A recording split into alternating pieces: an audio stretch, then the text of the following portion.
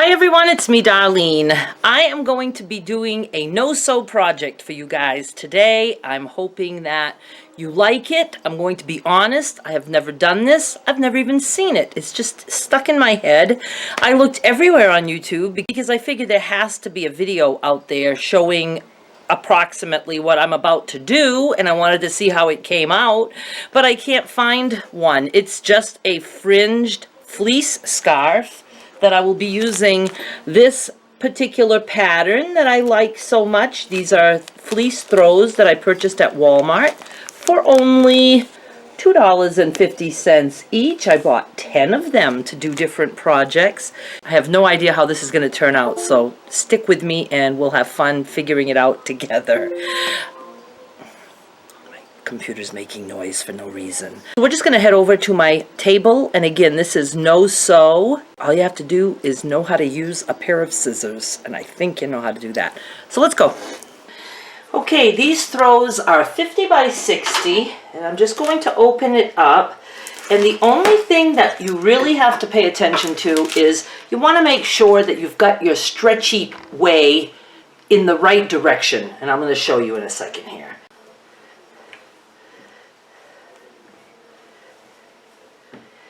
And then usually it stretches, whoops, ooh, it's stretching this way. See how that's stretching? See how this way it doesn't? And you can certainly tell. We want to make sure that we're going to be cutting fringe, and we have to cut it in the direction of the stretch because it won't curl up if we don't. Okay, so this is 50 wide, which is going to be too wide, I think, for a scarf. Actually, I don't think it will be. I want the fringe to be about 10 inches long, and there's going to be fringe on both sides, and then I want the part of the scarf that will be folded over to be like maybe 5 inches. Don't try to make sense out of what I just said. Well, just let me do what I'm doing, and then I'll tell you what to do. All right, I am going to cut this in half. I'm going to cut this in half this way. It's 60 inches long, and I'm going to cut it in half, so that's going to make it 30 inches. So I want 30 by 50. So I'm just going to fold this, and it doesn't have to be perfectly in half.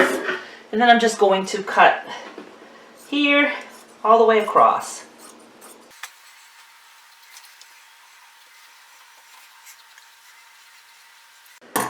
Okay, so let's take half of this. Put this half away for another project. I don't want this edge that has, that is finished off, so I'm going to go ahead and cut that off on all sides here.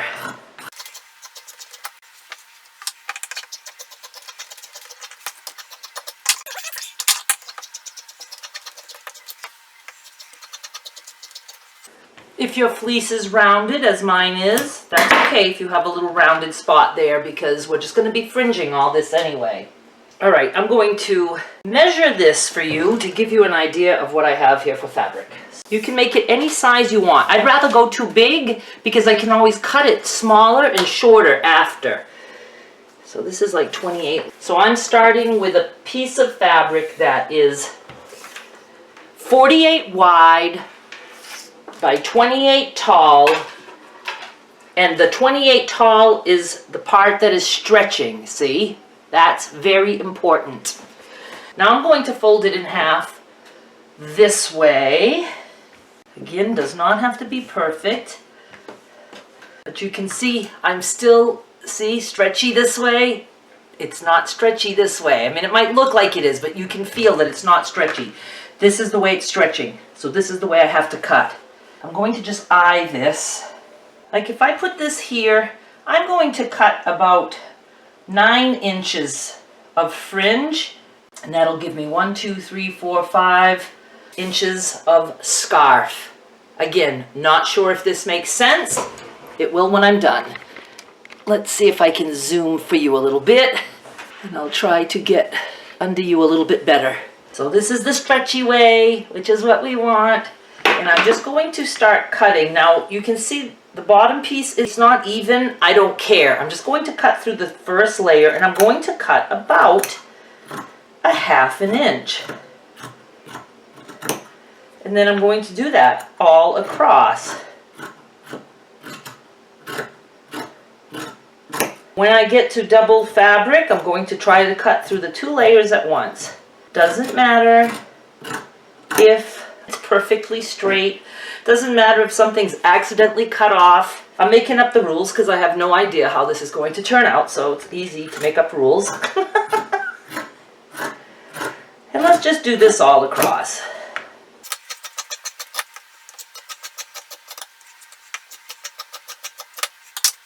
I'm going to test one of these just to make sure it's going to curl up. I'm going to take the fringe, pull, and let go. Looky that. Perfect.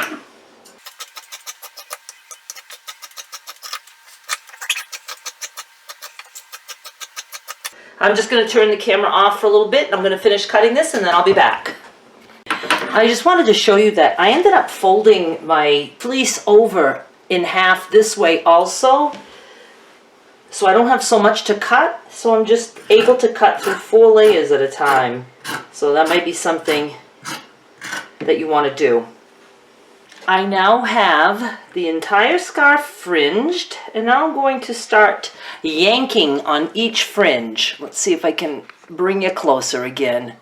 I'm just going to start at one end and pull and let go. Pull and let go. Pull. This is the fun part. We're just going to do that to every single strand. If you think your strands are too wide, or you come across one that's too wide, and if you notice they're not going to curl good, like, see, this is cool. It had that little curly cue at the end. You can always, cut your strip a little narrower. See, this one's pretty wide. Let's see how it works. It's not going to be as curly, but it's still cute.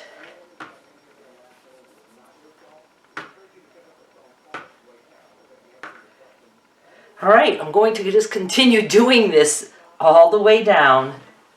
I just discovered, so I want to show you, if I hold the fringe like between my finger and my thumbnail and like really drag my thumbnail along across the top, holy cow. That is so cool. It's almost like curling Christmas ribbon.